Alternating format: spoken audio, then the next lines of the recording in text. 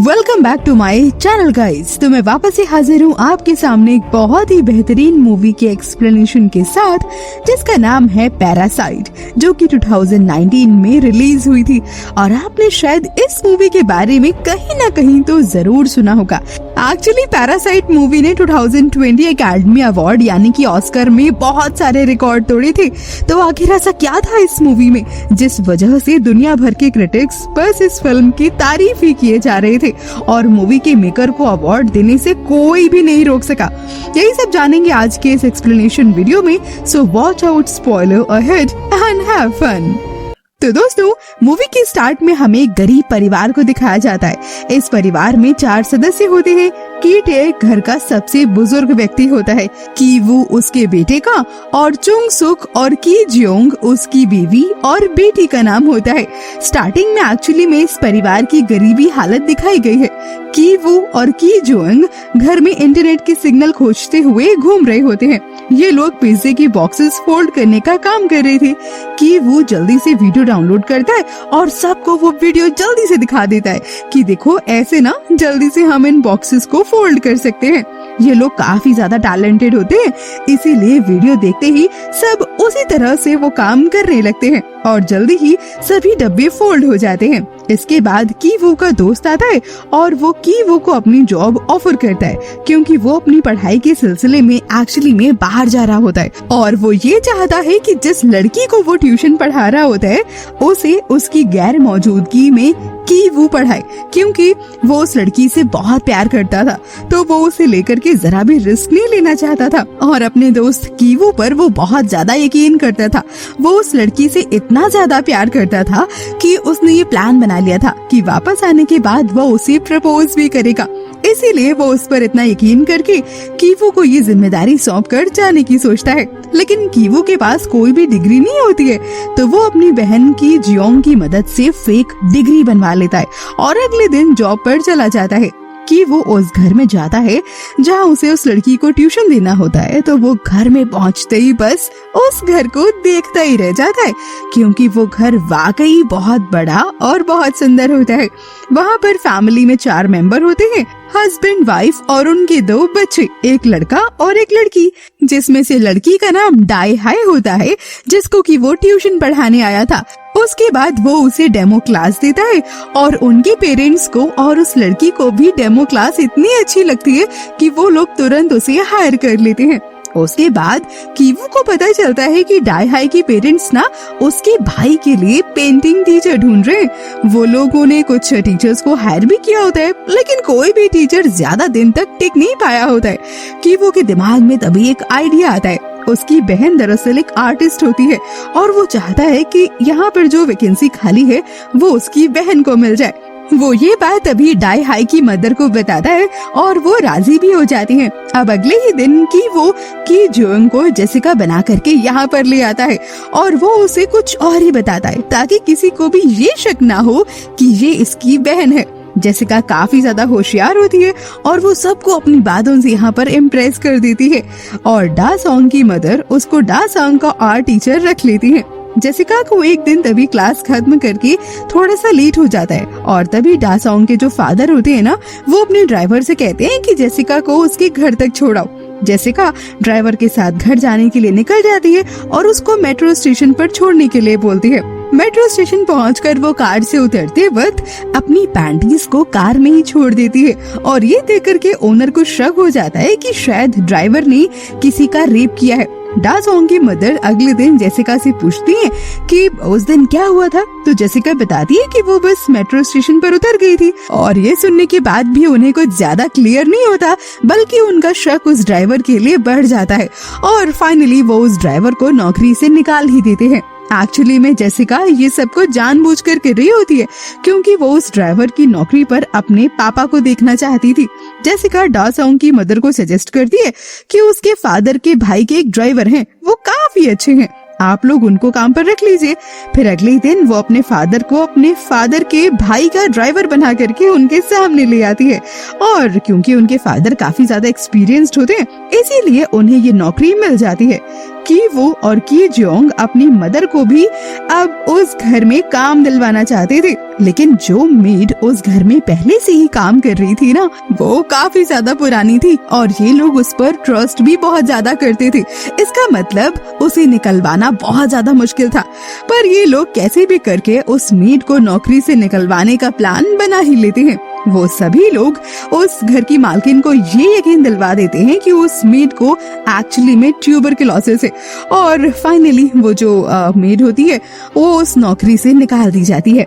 इसके बाद वो ड्राइवर अपनी बीवी को कुक बना करके उन लोगों से इंट्रोड्यूस करवाता है और उसे वहाँ पर नौकरी मिल जाती है। अब चारों उसी घर में काम करने लगते हैं, एकदम अनजान बन करके।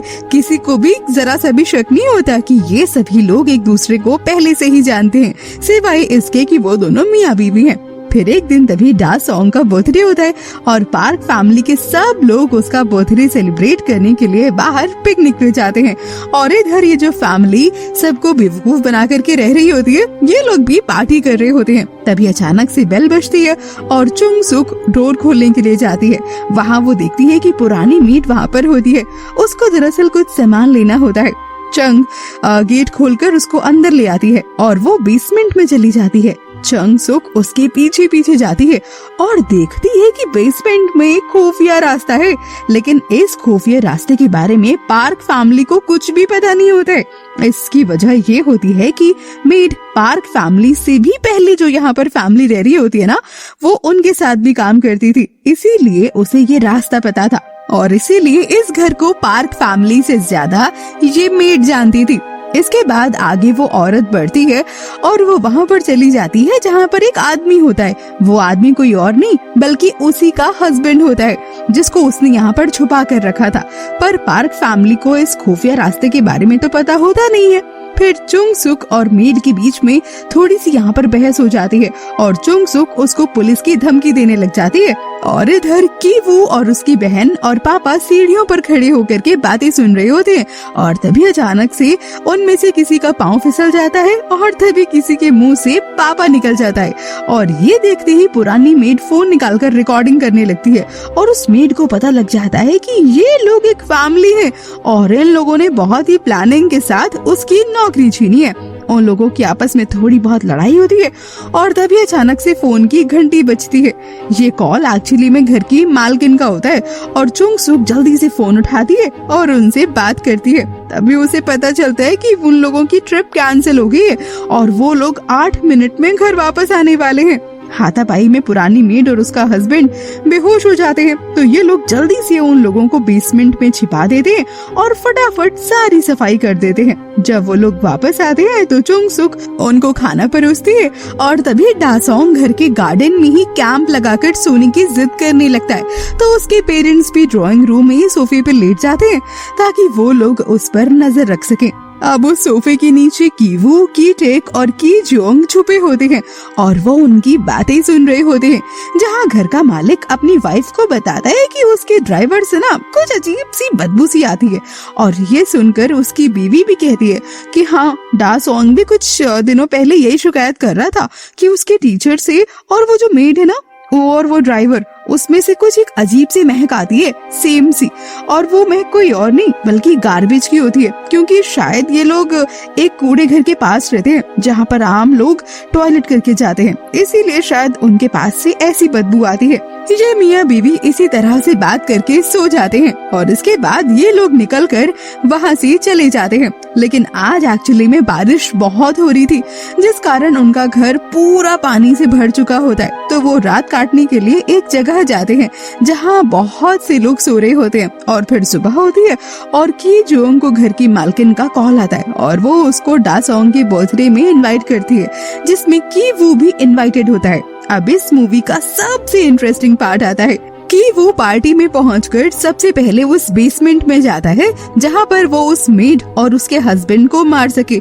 तो वो नीचे जाता है तो उसे पता चलता है कि जो मेड है ना वो तो पहले ही मर चुकी है और उसके हस्बैंड को वो मारने के लिए पत्थर निकालता है और हमला करता है, लेकिन वो यहाँ पर कामयाब नहीं हो पाता है और उसी पत्थर से वो इंसान की वो को घायल कर देता है और गार्डन की तरफ भागता है। गार्डन में उसे की जियोंग दिखाई देता है तो वो उस पर चाकू से हमला करने की कोशिश करता है और तभी ये देखते ही चुंग सुक अपनी बेटी की तरफ भागता है और उस आदमी को वो मार देती है। वो आदमी घायल पड़ा होता है और घर का मालिक उससे कार की चाबी मांगता है और चाबी उस आदमी के नीचे होती है। फिर जब घर का मालिक उसे उठाने की कोशिश करता है तो उसे वही अजीब सी स्मेल आती है, तो वो अपनी नाक पर हाथ रख लेता है और अपनी बेटी दासोंग को वो डॉक्टर के पास ले जाना चाहता था, जबकि की जियोंग यहाँ पर मर रही होती है और की टेक को ये देखकर बहुत गुस्सा आ जाता है और वो उस चाकू से घर के मालिक को ही मार डालता है। और इसी दिन के बाद से की टेक गायब हो जाता है और उसकी बेटी मर जाती है और कीवू और चुंग सुक पे धोखे का यहाँ पर केस चलने लगता है, पर कोर्ट इनको कोई सजा नहीं देता है, बस कुछ इंस्ट्रक्शंस दे करके छोड़ देता है।